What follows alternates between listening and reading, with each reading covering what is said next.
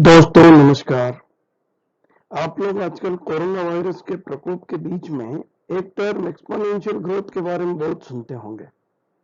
आपने कई जगह लोगों को बोलते हुए सुना होगा कि ये वायरस का इन्फेक्शन एक्सपोनेंशियली फैलता है। इस वीडियो में हम समझने की कोशिश करेंगे कि एक्सपोनेंशियल ग्रोथ होता क्या है और कोरोना जैसे एपिडेमिक या पेंडेमिक की स्टडी में इसको कैसे इस्तेमाल करते हैं। तो है क्या ये exponential growth? Exponential growth data का एक पैटर्न है जो समय बीतने के साथ अधिक से अधिक वृद्धि दिखाता है और एक्सपोनेंशियल फंक्शन कर्व बनाता है। एक्सपोनेंशियल ग्रोथ का एक उदाहरण आप फाइनेंस और बैंकिंग में देख सकते हैं, जब कंपाउंड इंटरेस्ट रेट से आपका पैसा बढ़ता है। एक्सपोनेंशियल ग्रोथ एक ऐसा स्टैटिस्टिकल फंक्शन है जिसका उपयोग कई स्थितियों में किया जा सकता है। एक्सपोनेंशियल ग्रोथ का फॉर्मूला हमें एक निश्चित समय पर केसेस की संख्या कितनी है यह बताता है। कोरोना वायरस के मामले में हम इसको संक्रमित या इन्फेक्टेड लोगों की संख्या बोल सकते हैं। आप देख रहे होंगे कि चार्ट पर यह कर्व धीरे धीरे शुरू होता है और कुछ समय तक फ्लैट रहता है और फिर तेजी से लगभग वर्टिकली बढ़ जाता है। एक उदाहरण लेते हैं कि अगर चूहों की आबादी हर साल एक्सपोनेंशियली 2 की पावर से बढ़ती है और पहले साल में 2 चूहों से हम शुरू करें तो दूसरे साल में चूहों की आबादी 4 होगी, तीसरे साल में 16 होगी और चौथे साल में 256 हो जाएगी। तो आपने देखा कि चूहों की जनसंख्या हर साल पावर ऑफ 2 से बढ़ रही है, यानी कि एक्सपोनेंशियली। कोरोना वायरस के प्रकोप के लिए एक्सपोनेंशियल ग्रोथ का उपयोग करने का कारण यह है कि एपिडेमोलॉजिस्ट ने इसी प्रकार के प्रकोपों का पहले कई बार अध्ययन किया है और यह पाया है कि आमतौर पर कोई महामारी या एपिडेमिक शुरुआती दौर में एक्सपोनेंशियल ग्रोथ को फॉलो करती है। जैसे कि हम जानते हैं कि जैसे पॉपुलेशन ग्रोथ एक कॉन्टिन्यूस प्रोसेस है, वैसे ही इन्फेक्शन की ग्रोथ भी एक कॉन्टिन्यूस प्रोसेस है और इस एक्सपोनेंशियल ग्रोथ का वर्णन करने वाले मॉडल का फॉर्मूला है y is equal to a e to the power rt। यहां पर r हमारी ग्रोथ रेट है, e एक कांस्टेंट है जो अप्रोक्सीमेटली 2.71828 होता है और a किसी time t is equal to 0 पर पॉपुलेशन है। इस फॉर्मूले को हम ऐसे भी लिख सकते हैं nt is equal to n0 into b power t। यहां पर nt नंबर ऑफ केसेस है किसी समय t पर, n0 शुरुआत के नंबर ऑफ केसेस है जिनको हम इनिशियल वैल्यू भी बोल सकते हैं, b ग्रोथ फैक्टर है या इसको हम number of people infected by each sick person भी बोल सकते हैं। आइए इसको समझने के लिए एक हाइपोथेटिकल केस लेते हैं जहां पर growth rate b is equal to 2 है। हम शुरुआत करते हैं initial value n0 is equal to 1 से, यानी कि जब हम शुरुआत कर रहे हैं तब इन्फेक्शन 1 है और हम एपिडेमिक की ग्रोथ टाइम 0 से 21 तक देखते हैं। तो हमारा फॉर्मूला बन जाएगा nt is equal to 1 into 2 to the power t। जब हम ये करते हैं तो आप टेबल देखिए कि एक व्यक्ति से शुरुआत करके और ग्रोथ फैक्टर 2 पर पर्सन से 7 दिन में 128, 14 दिन में 16,000 और 21 दिन में 20,97,152 केस हो जाते हैं।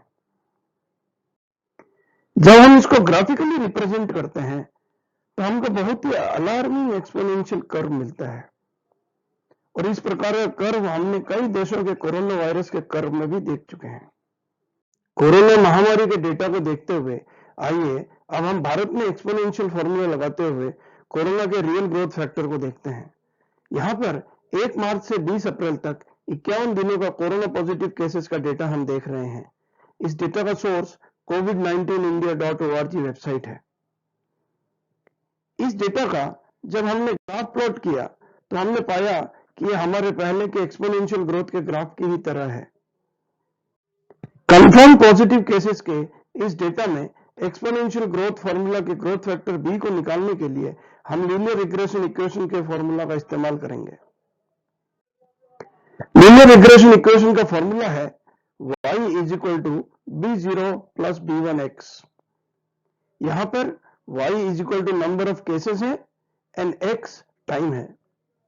लीनियर रिग्रेशन में हम b0 और b1 की एस्टिमेटेड वैल्यूज निकालने की कोशिश करते हैं। एक्सपोनेंशियल ग्रोथ फॉर्मूला को लीनियर रिग्रेशन इक्वेशन का रूप देने के लिए हमको कुछ मॉडिफिकेशन करने पड़ेंगे। लॉगरिथम्स का उपयोग करके हम exponential function nt is equal to n0 into b to the power t को लीनियर रिग्रेशन इक्वेशन के रूप में लिख सकते हैं। तो हमारी एक्सपोनेंशियल इक्वेशन हो जाएगी log nt is equal to log n0 plus log b into t। अब चूंकि हमारी इक्वेशन हो गई है log nt is equal to log n0 plus log b into t, हम total number of confirmed cases या टोटल इन्फेक्शंस की जगह log of total number of confirmed cases का इस्तेमाल करेंगे और ग्रोथ फैक्टर b की जगह हम log ऑफ ग्रोथ फैक्टर का इस्तेमाल करेंगे। टोटल नंबर ऑफ इन्फेक्शंस पर log ट्रांसफॉर्मेशन अप्लाई करने से हमको जो डेटा मिलेगा वो इस टेबल में दिया है। इस डेटा पर हमने एक्सेल से लीनियर रिग्रेशन रन किया तो हमको ये आउटपुट मिला। अब देखिए यहां पर इंटरसेप्ट की वैल्यू यानी कि b0 की वैल्यू 2.29 है और स्लोप की वैल्यू यानी कि b1 की वैल्यू 0.16 है। p वैल्यू से हम देखते हैं कि इंडिपेंडेंट वेरिएबल टाइम जो कि यहां पर डे लिखा है और डिपेंडेंट वेरिएबल जो कि यहां पर log of total number of confirmed cases है, इनके बीच में स्टैटिस्टिकली लीनियर रिलेशनशिप है। आर स्क्वायर की वैल्यू 97% है। एक्सेल से प्राप्त इन वैल्यूज को हम अपने इक्वेशन में रखते हैं तो हमको मिलता है log n0 is equal to 2.29 और log b is equal to 0.16। n0 और b की वैल्यू निकालने के लिए हम log n0 और log b का एंटीलॉग निकालते हैं तो हमको n0 मिलता है 9.87 और ग्रोथ फैक्टर यानी कि b मिलता है 1.17।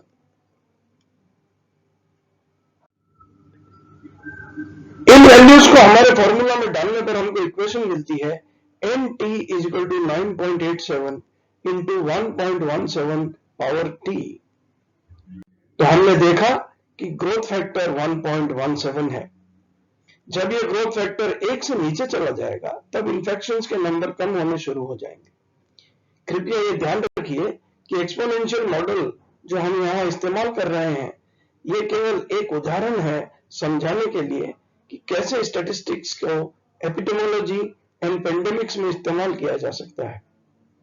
एक्चुअल प्रैक्टिस में एपिडेमियोलॉजिस्ट और भी कई तरीके के कॉम्प्लेक्स मॉडल्स का इस्तेमाल करते हैं और फिर एक्सटेंसिव वर्क करके उस मॉडल को वैलिडेट भी करते हैं। एक्सपोनेंशियल ग्रोथ फंक्शन ही एकमात्र मॉडल नहीं है एपिडेमिक को रिप्रेजेंट करने का। यह हमको केवल एक आइडिया देता है कि अगर इन्फेक्शन इसी तरह की ग्रोथ करता रहा तो भविष्य में वर्स्ट केस सिनेरियो क्या हो सकता है। इसीलिए कई विद्वान इसको प्रेडिक्शन की जगह प्रोजेक्शन भी बोलते हैं। ध्यान रखिए एक्सपोनेंशियल ग्रोथ एपिडेमिक के शुरुआती दौर के डेटा में ही सही से फिट होता है। एक सर्टेन पॉइंट के बाद जो लोग रिकवर हो गए हैं वो फिर इन्फेक्शन नहीं फैलाएंगे, इसीलिए ग्रोथ रेट धीरे धीरे नीचे आएगी और फिर एक्सपोनेंशियल ग्रोथ धीरे धीरे लॉजिस्टिक कर्व का शेप लेने लगती है जैसा कि चाइना में हुआ और जैसा कि इस पिक्चर में आप देख रहे हैं ये एक्सपोनेंशियल ग्रोथ और फिर धीरे धीरे ये कम होना शुरू हो जाता है। ध्यान रखें ग्रोथ रेट कम तभी होगी जब बीमार व्यक्ति दूसरे लोगों से संपर्क में नहीं आएगा और जो स्वस्थ व्यक्ति हैं वे किसी भी प्रकार से संक्रमित नहीं हों। इसीलिए प्रशासन द्वारा समय समय पर दिए गए निर्देशों का पालन करें और ग्रोथ रेट को नीचे लाने में मदद करें। यह वीडियो बनाने के लिए इन दो सोर्सेज से मदद ली गई है। आपने ध्यान से एक्सपोनेंशियल ग्रोथ के बारे में यह वीडियो देखा, इसके लिए धन्यवाद।